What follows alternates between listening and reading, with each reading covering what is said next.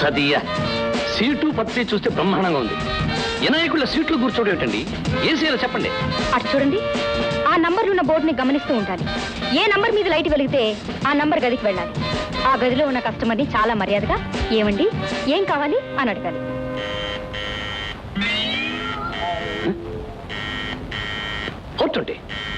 పిలుస్తున్నాడు. నిజంగా ఆ గదిలో ఉన్న మనిషి 420 బాబతే. రండి, ఎలా మాట్లాడాలో చూపిస్తాను. Excuse me sir. yes come in. hey what a good day. Buzzer నొక్కితే బేర్ వస్తాడు అనుకున్నాను, కానీ అందాల చందమామ భూమి మీదకి దిగి వస్తుంది అనుకోలేదు. చూసారుగా, ఏం కావాలో చెప్పండి. ఏం కావాలా? నీ దగ్గర ఉన్నది ఏదైనా కావాలి. అన్నీ ఇస్తానంటే మరీ ఆనందం. ఇస్తావా? మిస్టర్, మీకు ఇదివరకే చెప్పాను, కాస్త సభ్యతగా మసులుకోమని. నాకు సంబంధించిన వరకు మీరు ఒక నంబర్ 420, దట్స్ ఆల్. నేను పనిచేసేది హోటల్ కానీ మీ దగ్గర కాదు. అండర్స్టాండ్? ఇదిగో, నువ్వు నాకేమీ ఇవ్వకపోవచ్చు, కానీ నేను ఇచ్చేది మాత్రం నువ్వు తీసుకోవాలి. ఇదిగో బంగారు గాజు. మీకు నాలాంటి చాలా మంది అక్క చెల్లెళ్ళు ఉండుంటారు. వాళ్ళలో ఎవరికైనా ఇవ్వండి, సంబరపడతారు. ఇదిగో 420 జంబలకడే పంప. నీ కప్ప చెల్లెలు లేదనుకో మీ అమ్మకి, మీ అమ్మ లేదనుకో అమ్మమ్మకి, ఆవిడే లేదనుకో మీ నాయనమ్మకి. చచ్చేంత వరకు నీ పేరు చెప్పుకుని సంతోషిస్తుంది.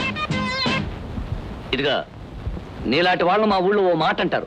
అదేమిటో తెలుసా? ఏమిటో? దుంగ నా కొడక అని. పదండి.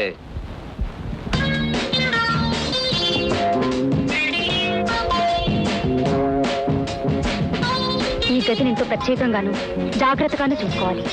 సదియా అంటే ఈ గది ఎవరితో గొప్ప అయిందన్నమాట. అవును, మనలాంటి వాళ్ళెందరికూ అన్నం పెట్టే గొప్ప అయింది యజమాని రాజబాబు గారు. యజమాని కదా అంటే దేవుడు మందిరం లాంటిదని లెక్క.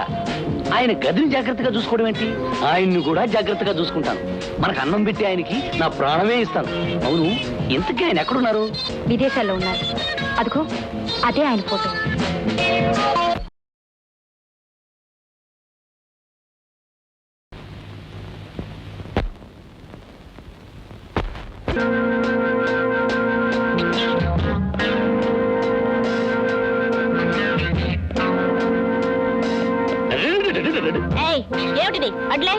నేను అడ్డు లేవాలంటే నీ బట్టల్లో ఉన్న సరుకు బయటపడి అది నువ్వు దోచుకునే లోపల దాచుకున్న వేసుకుని అది. ఏమిటా వాగుడు? నేనేం దొంగననుకున్నావా? కాదే, నువ్వు దొరసానివి సానివి. చూడు, నాకు తిక్కరేగిందంటే ఏం చేస్తా అనుకుంటున్నావు? చెప్పు, ఏం చేస్తాను? నాకేం తెలుసు? లాగి ఒక్కటిస్తాను, లోపలదంతా బయటపడుతుంది.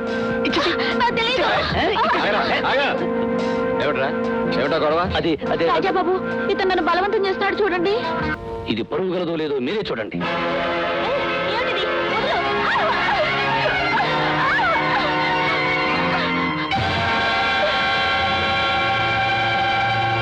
చూసావా రాజబాబు, ప్రతి వాళ్ళు ఒళ్ళు దాచుకోవడానికి బట్టలు వేసుకుంటారు, కానీ మీ స్నేహితురాలు మాత్రం ఒళ్ళు బయటపడేసి దొంగ సొమ్ము దాచుకోవడానికే బట్టలు వేసుకుంది. ఆ విషయం మీకు అర్థమైతే చాలు.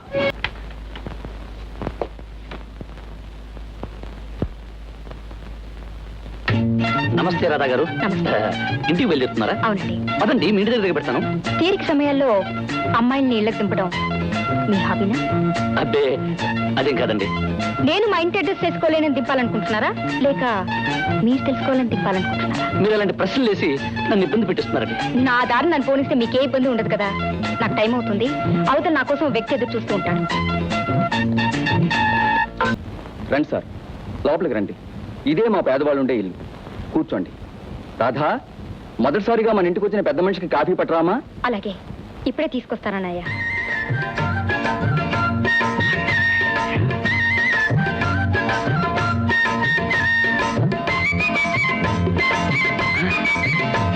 ఏమండి, నేను వెళ్ళొస్తానండి. అదేంటండి, కాఫీ తాకుండా వెళ్తానంటున్నారు? కాఫీ గీఫీ ఎందుకండి? అక్కడ నిండిపోయింది. రాజుగారితో చెప్పండి, నేను వెళ్ళొస్తాను.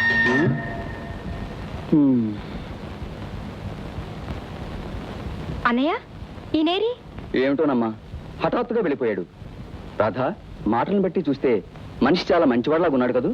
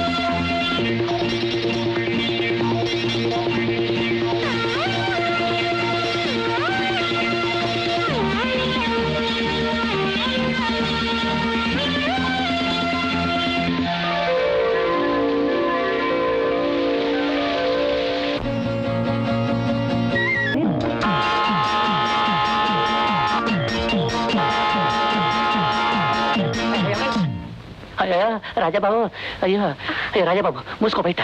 అయ్యా నమస్కారం రాజాబాబు. వెరీ గుడ్ రాము, వెరీ గుడ్. ఆటపాటలతో పాటు అన్ని కార్యక్రమాలు జరిపించేసావా, లేకపోతే కానిచ్చేయి.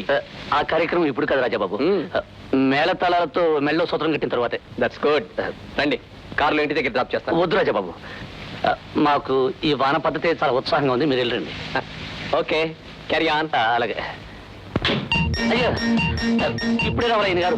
పద పద సందరికి వెళ్ళిపోదాం. ఓ చలి చలిగా ఉంది. చలి చలి చలి చలి చలి చలి.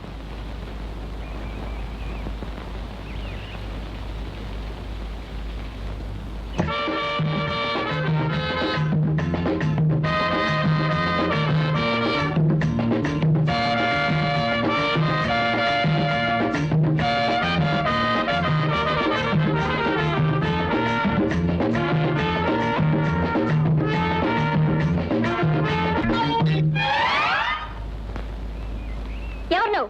మా తాతకి మనవణ్ణి, మంచోణ్ణి, మగవాణ్ణి. నా పేరు రాము, ఇంటి పేరు కత్తుల. మా అయ్య పేరు భీమన్న, మా తాత పేరు ధర్మన్న, మా ఊరి పేరు Shut up! గదిలోకి వచ్చే ముందు ఏం చేయాలో తెలీదు? వచ్చే ముందు ఏం చేయాలో తెలియదు, వచ్చాక ఏం చేయాలో కూడా తెలియదు. మీరు చెప్తే చేసేస్తాను. రావటానికి ముందు తలుపులు తట్టాలి. మూసుంటే తట్టచ్చు, మీరే తెరిచుంచారు. హ్మ్? ఇక తట్టడం దేనికి? పైగా తట్టాలన్న చేతులు ఖాళీగా లేవుగా. ఏమిటిది? తెలీదా? పూల బుక్కి అంటారు. హ్మ్? అది తెలుసు. ఎవరు పంపారు? ఈ హోటల్ యజమాని గారు, మా అయ్యగారు అయిన రాజాబాబు గారు పంపారు. సభ్యత లేదనుకుంటాను. ఆ?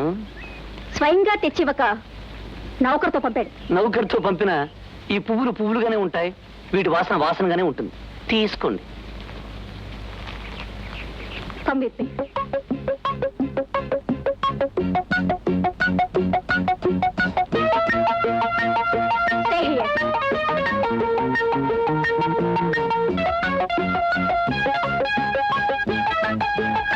ఈ పార్సిల్, ఈ ఉత్తరం నా తరఫున మీ యజమానికి ఇవ్వు. Thank you.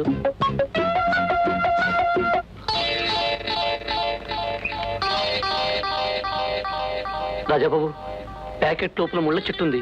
మరి ఈ ఉత్తరంలో ఏముందో చూడండి.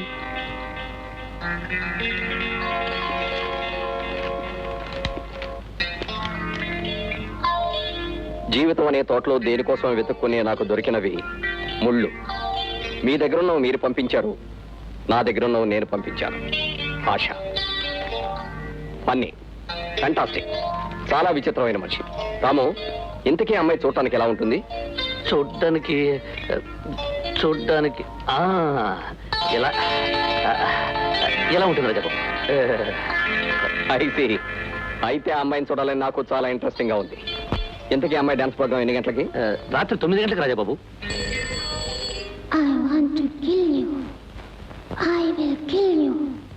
అది తెలుసుకోవాల్సిన అవసరం ఏంటి? జస్ట్ ఊరికే అడిగాను అంతే. ఊరికి కొత్తదాన్నైనా ఊరికే అడిగే ఇలాంటి ప్రశ్నలకు చాలా పాతదాన్ని. నేను ఇక్కడికి వచ్చింది పాటలు పాడడానికే కానీ ఏ సమయంలో ఏం చేస్తానో చెప్పడానికి కాదు. సరే, కనీసం వెళ్లే ముందు గుడ్ నైట్ అన్నా చెప్పొచ్చు కదా. రాబోయే రాత్రి మంచిదో చెడ్డదో తెలుసుకోకుండా గుడ్ నైట్ చెప్పడం నాకు ఇష్టం లేదు. ఆశాదేవి, రాజాబాబు రాజాబాబు రాజాబాబు, ఆడపిల్ల మాటలు ఐసు ముక్కల్లా ఉండాలి, కానీ ఈ పిల్ల మాటలు నిప్పు కణాల్లా ఉన్నాయి. బాబు, వేడికిపోయిన మీ మనసు మీద ఈ మధునుడి చల్లేది కొట్టేయండి. పదండి రాజాబాబు. రాజబాబు ఒక్క నిమిషం. ఓం హ్రీం లటాఫట్ లటాఫట్ లఫ్ లఫ తెలుసుకోరా డుంబకు.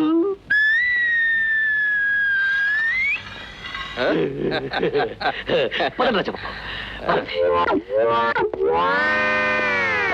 రాజబాబు అర నిమిషం.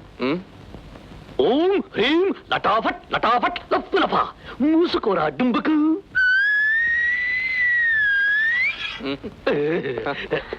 రాము, ఇప్పుడు నువ్వు చదివిన మంత్రం ఏమిటి? చేతపడి చెరుపు చిల్లంగిలాంటికి ముందు చూపుతో చదివిన ముందు మంత్రం. పదండి రాజబాబు. ఓ, పదండి నిదానంగా రూమ్. నమస్తే ఆశాదేవి గారు. నమస్తే. నమస్తే. నువ్వా? నేనే. ఏ మా యజమాని శ్రీ రాజాబాబుకి శ్రీరామరక్ష అయిన రాముని. ఆయన మీకోసం ఈ బుకే పంపించారు. అంటే ఆయన రాలేదా? అందమైన మీరు ఆనందంగా ఈ ఓడలో పార్టీ ఇస్తూ ప్రత్యేకంగా ఆహ్వానిస్తే రాకపోవడం మా రాజాబాబు తప్పు కాదు. హఠాత్తుగా ఆయనకొచ్చిన జ్వరం ఉంది. జ్వరం వచ్చిందా? ఏం జ్వరం? మనుషుల్లో మంచివాళ్ళు, చెడ్డవాళ్ళు, మోసగాళ్ళు, నమ్మిన వాళ్ళు, విశ్వాసంగా ఉండేవాళ్ళు, వీణ్ణి పోటీ పొడిచేవాళ్ళు, అదే రకరకాల వాళ్ళు ఉన్నట్టే జ్వరాలు కూడా చాలా రకాలుంటాయి. ఆయన రాజాబాబు కదా, ఆయనకు వచ్చింది కూడా రాజా లాంటి జ్వరం అయి ఉంటుందేమో. నీ మాటలు వింటుంటే ఆయన కావాలనే రావడం మానేసినట్టు అనిపిస్తోంది. హలో ఆశ. అదిగో మీ ఒంటి మంటను ఆర్పడానికి ఫైర్ ఇంజిన్ వచ్చేసింది. ఏ, నేను పార్టీకి రాని కోపం తెచ్చుకున్నావా? మావాడేదో సరదాగా అలా అంటూ ఉంటాడులే. అయినా నువ్వు పిలిస్తే నేను రాకుండా ఉండగలనా? చితి మీద ఉన్న నీ పిలుపు వింటే చెట్టుకుని లేచి వస్తాను. అంతేనా? ఇంకా మీరు చెప్పేదేమైనా ఉందా? అదేమిటి, ప్రాణం పోయేవాడిని ఆఖరి మాట అడిగినట్టుగా అలా ప్రశ్నించావు? నిజానికి జీవితంలో చెప్పవలసినవి, చెయ్యవలసినవి, చూడవలసినవి ఇంకా ఇంకా చాలా ఉన్నాయి. ప్రస్తుతం అందాన్ని చూసే ప్రయత్నంలో ఉన్నాను. రాజబాబు, అర్ధరాత్రి ఆడదాన్ని, ఎత్తుడికి పోతున్న చలిగాలిలో చెప్పలేకపోతున్నా అది ఏమిటో అంటూ ఆశాదేవి పాడిన పాట వెనుక ఏదో విరోధి పార్టీ ఉన్నట్టు అనిపిస్తుంది. రాజాబాబు, నాకు వచ్చిన అనుమానాన్ని వెంటనే వదులుకొట్టుకుంటే తప్ప నాకు నిద్రపడదు. మీరు ఇక్కడే ఉండండి, నేను ఒక్కసారి పైకి వెళ్ళి ఆ విషయం తెలుసుకొస్తాను. ఒకవేళ నేను రాకపోయినా రాలేకపోయినా మా లడ్డూ తాతను మాత్రం మీరు జాగ్రత్తగా చూసుకోండి.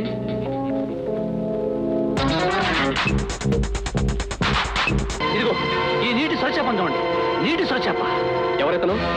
ఎవడు వీడు అన్న సంగతి వీడిని కన్న వాళ్ళకి తెలుసు, లేదా వీడిని డబ్బుతో కొన్న వాళ్ళకి తెలుసు. రాజబాబు, వీడు మిమ్మల్ని చంపాలని నీటి అడుగున ఒక చిన్న కత్తితో పొంచున్నాడు. నేను నీటిలో పడగానే తుటుక్కున్న మీద పడ్డాడు. కాసేపు ఇద్దరు నీటిలోనే, వాడు కిందనే పైన పైన కింద కింద పైన ఇద్దరు గుట్టు చప్పుగా నీటిలో కుమ్మలాడుకున్నాం. ఎలాగైతేనే చిట్టి చివరకు వాడిని గట్టిగా పట్టుకుని సొరచేప నోరు సాగదీసి నిన్నెవరు పంపించారా నీటి దొంగ అని అడిగాను. నోరెప్పలేదు, నిజం చెప్పలేదు.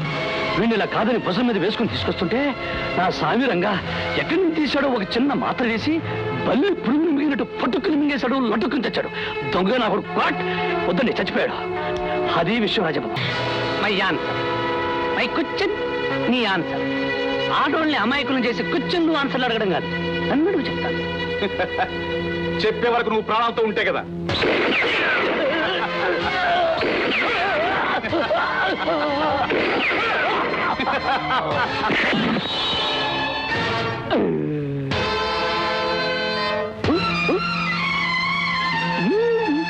మై డియర్ రావణం, ఈ జాతకం ఏంటో కానీ ఎప్పుడూ గురి తప్పుతూనే ఉంటుంది. యజమాని గురి పెడితే తప్పింది, నా గురి పెడితే తప్పోయింది. ఎందుకంటే బేసికలీ నువ్వు తప్పు టైంలో పుట్టావు గనక. ఎన్ని గుండ్ల దెబ్బలు తిన్నా ఎలా బ్రతికాడనుకుంటున్నావా? దీన్ని బుల్లెట్ ప్రూఫ్ అంటారు. ఎత్తుకు పై ఎత్తులు వేసి ఇలాంటి జిత్తులు మారి నక్క దగ్గర చేరాక నేను కూడా ఒకటో ఆరో ఎత్తులో జిత్తులు నేర్చుకున్నాను. చూడు బకాసురా, రావణాసురా, ఇంతకాలం దీన్ని నడిపిస్తున్న అసలు నాటక సూత్రధారి నువ్వు కాదని తెలిసిపోయింది. ఎందుకంటే నీ తలకాయలో మెదల్లేదు, పలకమట్టుంది. అందుకని కాబట్టి దీని వెనక ఉన్న అసలు జిత్తుల మారినక్క ఎవరో చెప్పావనుకో, నీకు మంచిది, నాకు మంచిది. చెప్పలేదనుకో పరేస్తాను. ఆయన ఆయన తొందరగా చెప్పు, లేకపోతే గుంటూ పిస్తలు అన్ని నదుల నుంచి బయటకు వచ్చేస్తాయి. మా నాన్న పిస్టల్ బొరలోంచి బయటకు వచ్చేస్తుందని చెప్పేసరికి నిజం చెప్పేసామన్నమాట. అదే మీ నాన్న, అదే సీనియర్ రావణాసురుడు. ఎక్కడున్నాడు తొందరగా చూపించు. రా చూపిస్తాను. పద పద. అగో